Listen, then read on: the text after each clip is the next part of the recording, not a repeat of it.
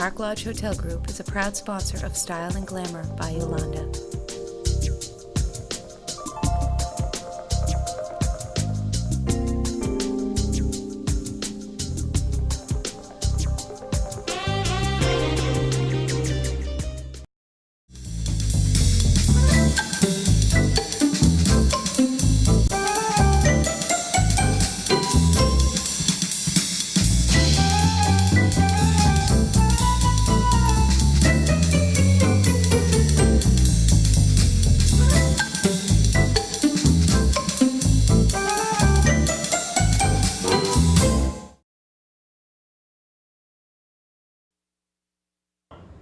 Welcome to Style and Glamour with Yolanda's.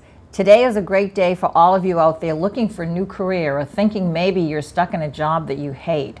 Well, don't worry about it because we have Niki with us today. And I can't pronounce your last name. I just tried and it's not working. So how do we say your last name? It's Lazaridou. Lazaridou. Niki Lazaridou, who has changed her career recently and really has enjoyed this passion of photography. And it's just interesting. Her story is so great, so it'll inspire all of you to think, maybe I could do something that I really want to do, not only for money, but as a career. So Niki, welcome for coming. Thank you. Thank you for having me here. Well, you know, I last met you, were on a show with Candice Wu, and you did all her photography for her fashion, and it's very exciting what you created in photography. But you were not always a photographer. What did you do before when you first started? Oh gosh, well, I started as a software engineering. I was studying in Greece, and that's what I thought I wanted to do. But once I got into the university, a year and a half later, I was just stuck not being creative and being really unhappy trying to build operating systems.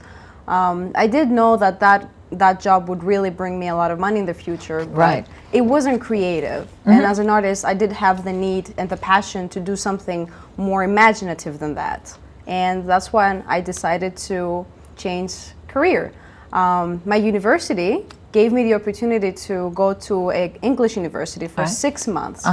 And when I went there, I was in a media placement and I was doing marketing and animation and video and film, and it just felt so much different. So my next step was to say to my parents, you know what, I'm not coming back to Greece. They were really frightened, but they supported me and they told me, do whatever your heart tells you to do. And I went to another university. They told me, if you come here, because we believe you're a good student, in 2 years we're going to give you a bachelor's degree. So I just went there and I graduated with honors with a first, 100%. And with your bachelor's? Yes, and I got 2 awards from the university too. Oh, that's great. That's great. But you had that behind you. But then that wasn't making you happy. You'd make a lot of money, but this is not what you want to do every day. Yeah, I mean, a lot of people for sure disagree that money maybe can bring happiness, but that's not the opinion I share. I believe even if I had all the money in the world, if I had my hands tied up and I couldn't express my imagination, that would really make me suffer at the end. Well, with photography, you can be so creative, but you have such a sense of style. I mean, I've seen some of your work, which I'm very impressed with, and the type of photography that you like doing. Tell us about that. Well, I always loved fashion, and that's why I combined fashion with photography. And when I was 16, I actually was a fashion designer. Not a lot of people know that. I collaborated with a Greek merchandise company, and my whole high school was wearing my own clothes when I was 16. So I did 4 collections. You're your own model. You created them and you wore them. You were your own model. I sketched them, and the company really stitched the clothes, and they were selling them in Hong Kong, in Japan, in Greece, in Germany. They were shipping them all over the country. Even the US. There were some shipments in the US. That's amazing to hear. So it was fun, but then I had to get serious, and that's when I got into software engineering, and I said, no way, I can't do it. But you have such style in your photography. What is it that you find yourself different than other photographers?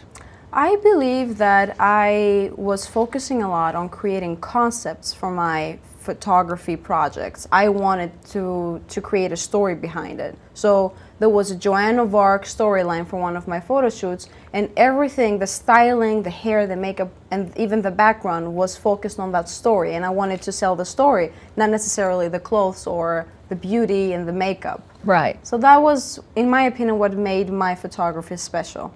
Do you think that girls that have their photograph taken should have professional makeup done? And is there a difference? I mean, I see a lot of girls that don't wear a lot of makeup, but when they do photography or they have a sitting, they always make sure a makeup artist does it. Is there a certain technique that you think they need to do? I believe no matter what you do, if you want to create the best project possible, always hire professionals. I wouldn't try to find someone, you know, that I just met to be a model or someone that I just met to be the makeup artist. I would go to agencies for the models and I would look at their portfolio before I even say, you know, I really like your work. Would you like to work with us? Oh, that's great. That's great. Now, you've received lots of awards. Tell me about some of these awards for photography. Well, I got 2 awards, one in 2012 as the best photographer with photography projects, and I got the best alumni from my university as the best alumni of the year, 2013. Well, you should be so proud. You're so young. I mean, there's guys like Francesco Scavullo that took him a lifetime to get an award, and here you are at this young age to have accomplished that. Well, I've been blessed. For some reason, although I am scared traveling around and moving around, I have been trying to get the opportunity, and everywhere I go, to meet as many people as possible and to share my passion and my interest. And there's been a lot of people in my life from England, Sweden, Greece, America that has offered their hand and help. And combined with my hard work, I believe that's the only thing that keeps me bringing to the next milestone. You've been in so many countries, though. You just mentioned some of them. And I noticed that a lot of high-end companies that really have the dollars to do it will fly the photographers and the models. For example, you could probably pose them near a pool here in Waltham, Massachusetts, but they take that model all the way maybe to Aruba or the Bahamas to shoot those pictures. Is it really necessary, do you think?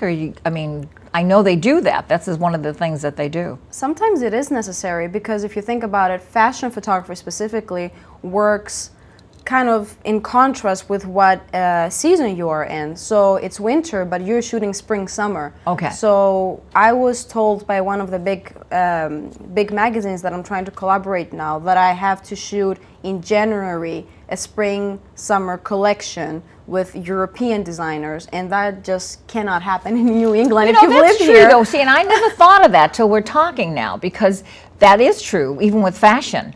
In the middle of the winter, we were buying summer clothes. We'd go to the shows and buy summer clothes. So you're right. In order to get that publicity out on time, get the shooting done, the photography done, it has to be done in the season that it's not. Yeah, and most of them, they want outdoor photo shoots. So Right. they have a background, and they don't want to have, you know, just a blend of simple shoots in the studio. So if you have to be outside in January in Boston to shoot a spring-summer not gonna collection happen. with snow, it just doesn't Exactly. make sense. Right. So if there is a budget, usually they will try, if you are in a place where there's going to be snow, they're going to try to fly you over to Miami or somewhere that is warmer.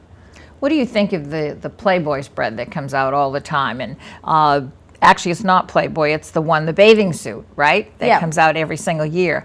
That people look forward to that now every single year in Sports Illustrated. It's a different type of photography. That's a men's magazine focused type of photography. You're not focusing on the clothing as much as you are in the beauty and the provocative side of, you know, the woman as a different type of model. There's different casting, different makeup, different styling. Right. Everything is different. I mean, that type of photography, year after year, it's become so successful. People look forward to seeing the next edition coming out the next year. Yes, and for some reason I do believe it's changing. It's It is. going away from being too provocative to being more clean and more fashion oriented, in my opinion. Great. That's great to know. Tell me a little bit about some of the other work you've done. I've been working with different projects. I'm always trying to find new places to shoot. One of the last places that was really amazing to shoot in was PBDX Museum. They had a 200-year-old Chinese house that they literally bought. That's I saw that on Facebook. Was all the new Chinese? They had a lot of Chinese fashion, right? Yeah. It was just a diamond in the middle of nowhere, and I came across it just by mistake. I was in Salem, and I was looking around for the witchcraft history and all that type of things, and I walked into the museum, and it wasn't related to witchcraft, and I walked out. I was like, that museum looked really good. I have to check it out. So I went online and I saw that they had a Chinese house that they literally bought from like a small little village in China. They chopped it to pieces, shipped it over, and put it all back together. And it's a 2-floor, 200-year-old house, and I shot in there, and that was an amazing experience. That's interesting too. Here, in Waltham, we have the Payne Estate and the Lyman Estate, and I know that a lot of photographers will pay $1,000 or more to shoot there because it's old and it has beautiful architecture inside. And do you find you like doing that, or is that something you stay away from?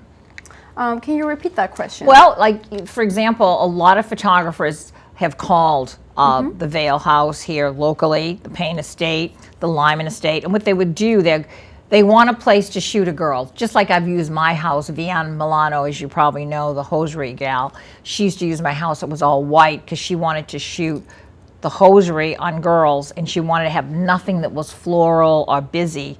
So I wouldn't charge her to come to my home to use it, but if you have to go, you have to find one of these estates, or maybe a museum, as you say, to shoot that model in that setting. Okay, when I really want to get a specific background, if I can get access to the place, usually it's for exchanging and trading services. Right. So I provide 20 good quality images that I can for sure guarantee when they see the quality of my work, and they offer back something That's which is great. the background. Yeah. That's great, because it can be very costly in order to find the right setting if you're not going to travel, because as I said, major large companies can afford to fly models, photographers, everything to the Bahamas. Not everybody can do that, so they have to find a way to do it here. Yeah, and you can't keep doing that every week. If you have a project every week or every 2-3 weeks, you can't keep paying thousands and thousands of dollars just to keep up of creating those projects. It's very costly, and usually you have a team about 20 people on set, and you have to really think about your budget. Think about, when we go to fashion shows in New York, and for years that's what I did. We'd go to Fashion Week, and there were 30,000 photographers at the end of the runway, all shooting, getting their spot. Stressful, but yeah. very few women. Did you notice that? Is there's more men in it than Yes. or is it just my imagination? It's as every single occupation, women have just started getting into it. The truth is, they do trust more women with a fashion photography than they do men. But for event photography, men do have the capacity to hold large equipment and carry it around for many There is. I was hours. going to say, you need a Yes. lot of equipment. That is just to carry that. Yeah, and I'm tiny, so it's tough, it's a tough job. Well, especially I think the shows in New York, I used to find we had a hard time getting from show to show because they'd have one show at 10 o'clock on 7th Avenue, and at 11 o'clock there'd be another show way up on the other street, maybe Madison Avenue. So we had to get from there, either walk it or try to have a car service, because you'd miss the next show. And I remember photographers, magazine writers, all of the friends of mine for years, we would have a hard time, or would pool our sources and get one car to take us there, It's tough. And imagine walking around those blocks with all that heavy and expensive equipment. Right. And if you're a woman especially, I believe it's easier for someone to target you, let's say. Well, that's true, So too. if you're walking down the street and someone sees someone tiny struggling, carrying around camera and an equipment, expensive camera. yeah, they're just going to knock you out and just take it and leave. So it's different for women. It is different, but they're always, I see it predominantly men. I mean, there's very few of you, but the nice thing, maybe they let you up front because you're tiny. Maybe sometimes I squeeze in.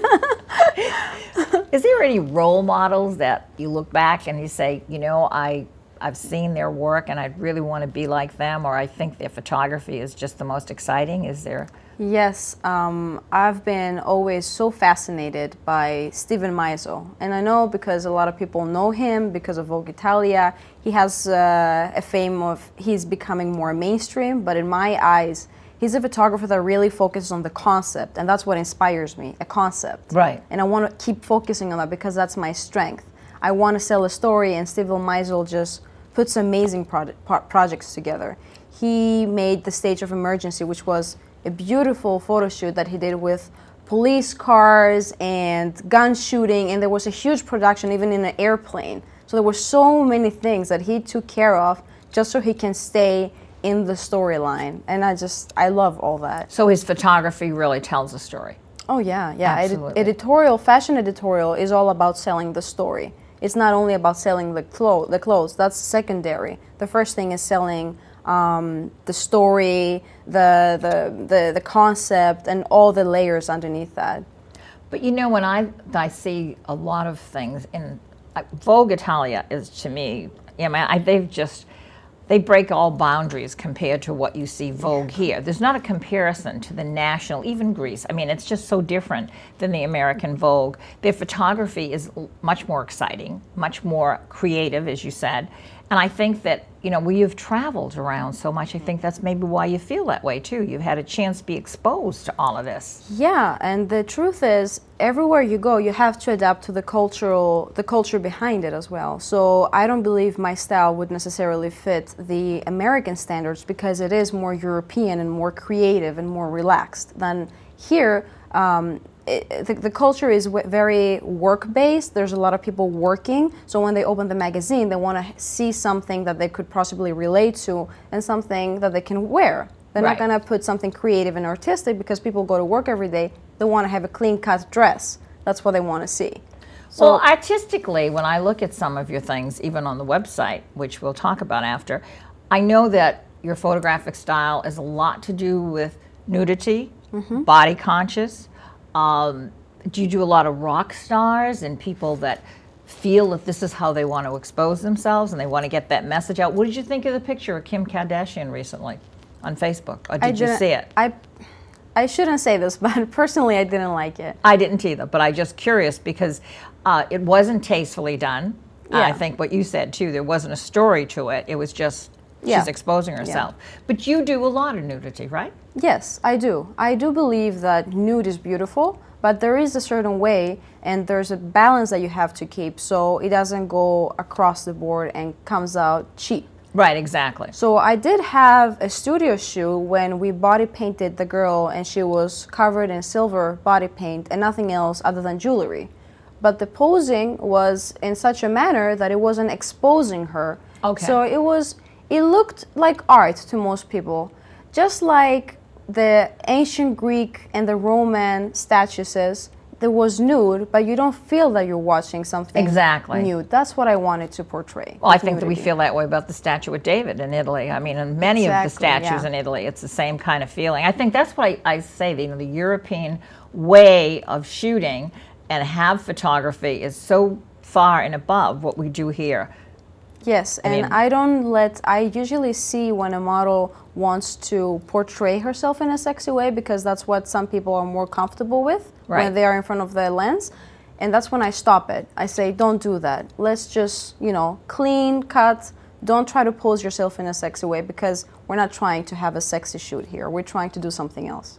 So now, do you get a lot of clients that like call you but don't understand? I mean, they're probably used to a back rack still photo, like an executive photo that's in the hallway of their business or something. Do you do some of that work too? If someone asked you and they said, well, I have this big company and I want my picture in the foyer of my salon.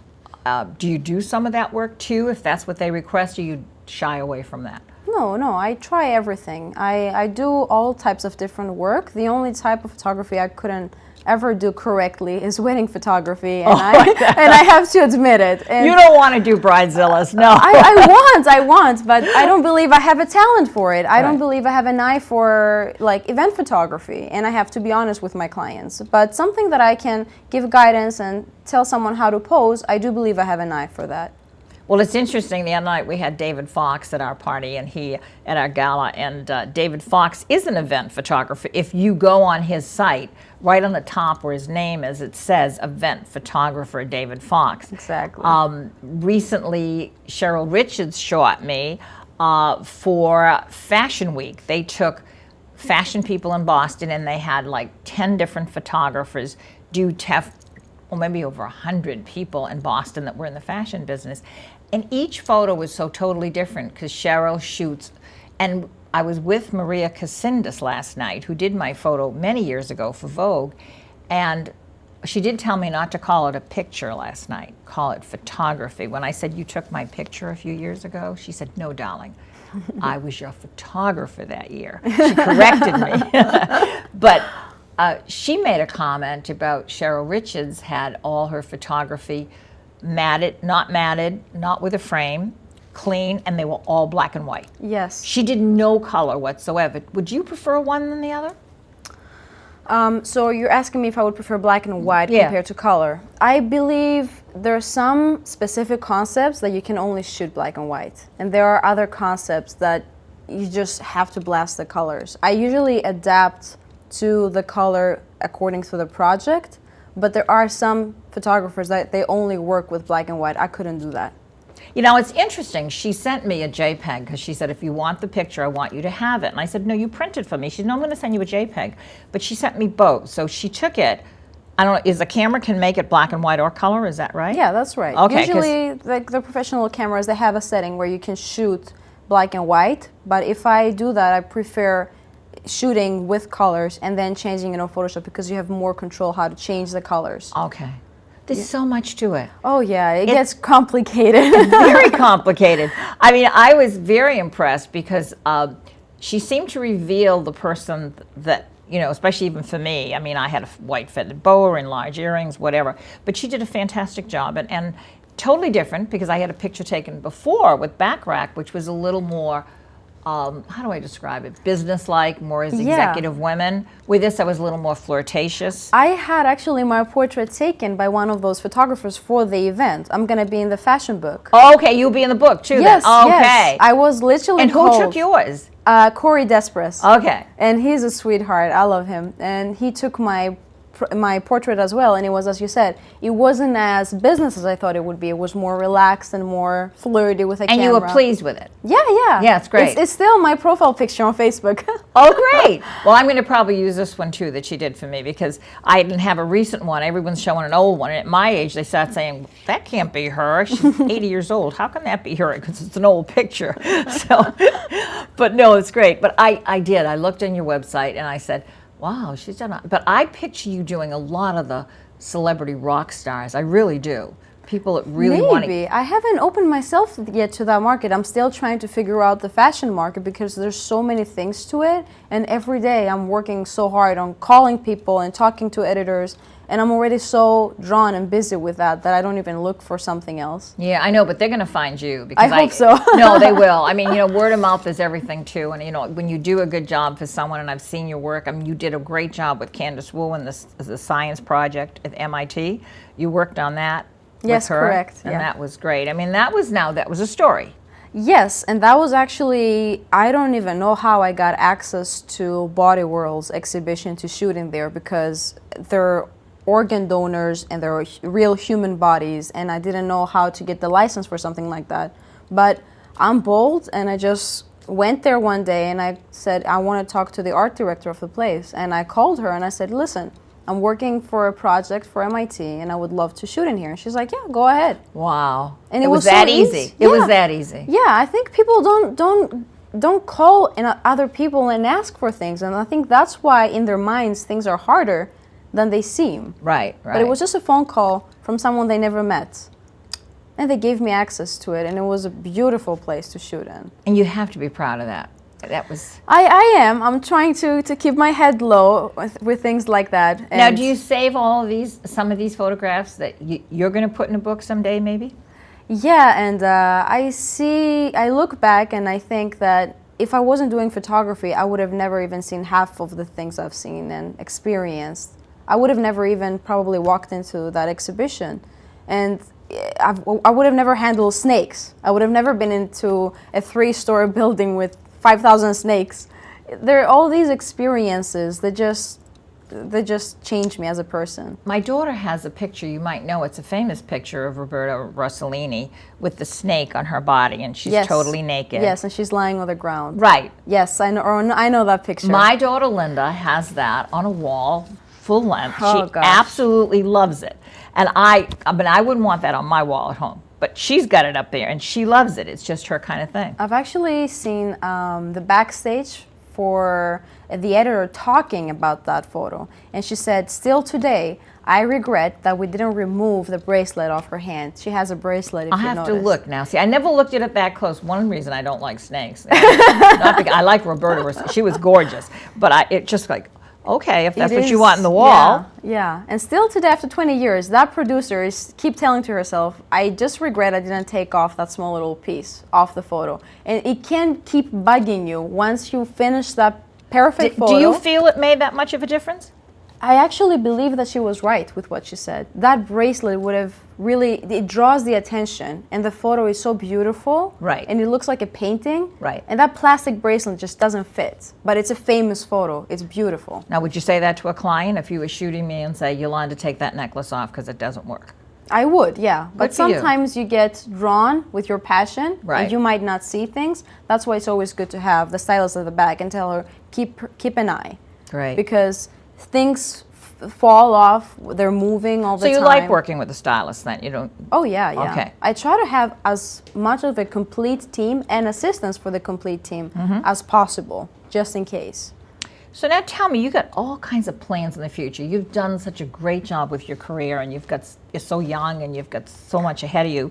But now you're doing something new that you love. Tell me about that. Oh gosh, yeah, I'm trying to get into teaching. I did start my own workshops, and it went pretty well. And this Friday, I'm teaching at Hallmark Institute of Photography.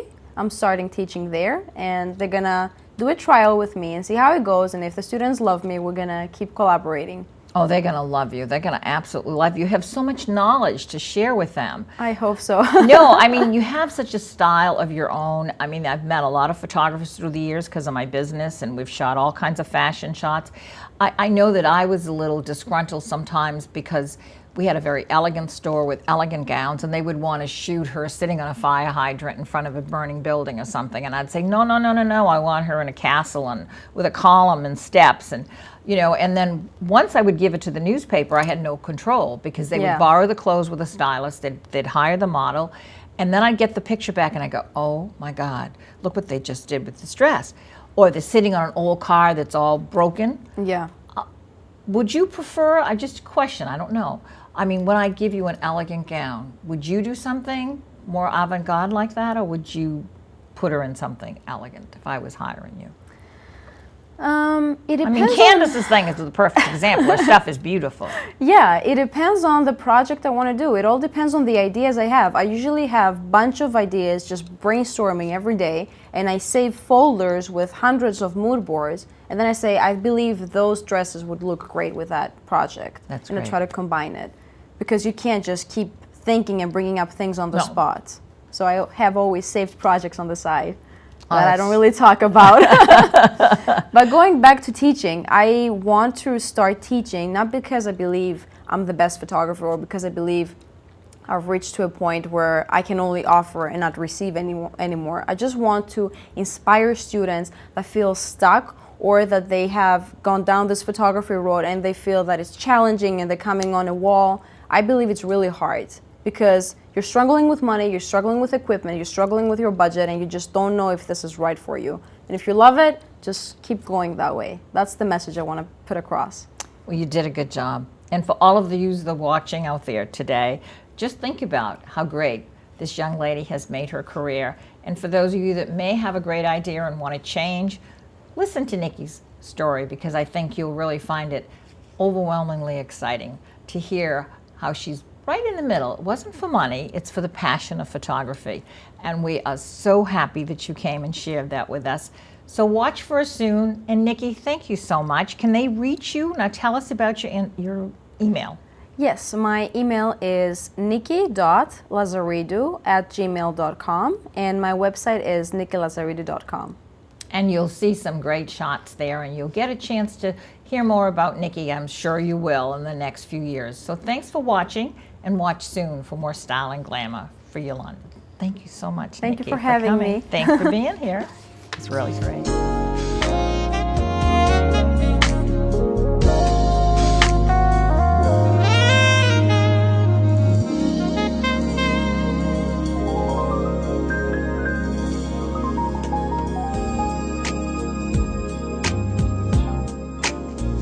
Thank you.